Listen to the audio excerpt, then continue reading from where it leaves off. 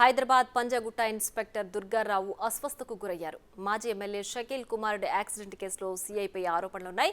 ఈ క్రమంలోనే ఆయన మానసిక ఒత్తిడికి గురైనట్లు తెలుస్తోంది. దీంతో ఇన్స్పెక్టర్ దుర్గారావును కేర్ ఆసుపత్రికి తరలించారు. ప్రస్తుతం ఎమర్జెన్సీ విభాగంలో దుర్గారావుకు చికిత్స అందిస్తున్నారు వైద్యులు. సీఐ దుర్గారావు ఆరోగ్యం ప్రస్తుతానికి నిలకడగా ఉందని వైద్యులు తెలిపారు.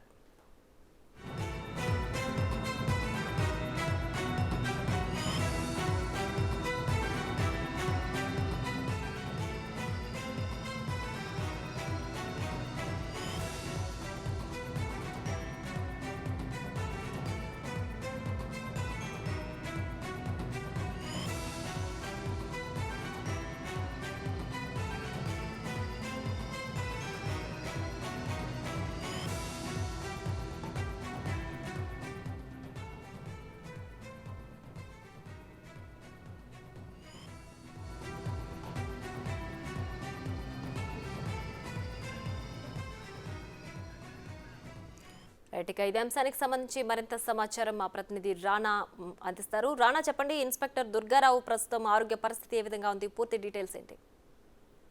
తీవ్ర ఒత్తిడికి లోనై ఇవాళ పంజాగుట్ట సిఐ కేర్ హాస్పిటల్లో చికిత్స పొందుతున్నారు. ఆయన ప్రస్తుతం ఇన్సెంటివ్ కేర్ లో కూడా ఉన్నట్టుగా మనకు సమాచారం అందుతుంది. నిన్నటి నుంచి కూడా షకీల్ సంబంధించినటువంటి కుమారుడు ఏదైతే ఇక్కడ ఉన్నటువంటి క్యాంప్ ఆఫీస్ దగ్గర ఉన్నటువంటి పూర్తిస్థాయిలో అక్కడ యాక్సిడెంట్ చేశారు. యాక్సిడెంట్ చేసిన తర్వాత ఆ కార్ ని పోలీసులు కూడా అక్కడ పట్టుకున్నారు. అప్పుడు ఏదైతే షకీల్ కుమార్ ను కూడా అక్కడ అరెస్ట్ చేశారు. అరెస్ట్ చేసిన తర్వాత ఆయన మధ్యలో పారిపోయినాడు. దీనిపైన కూడా పోలీసు ఉన్నతాధికారులు ఆరాధించినటువంటి దగ్గర ఏసీపీ డీసీపీలు కూడా దీనిపైన ప్రత్యేకమైన దృష్టి పెట్టారు.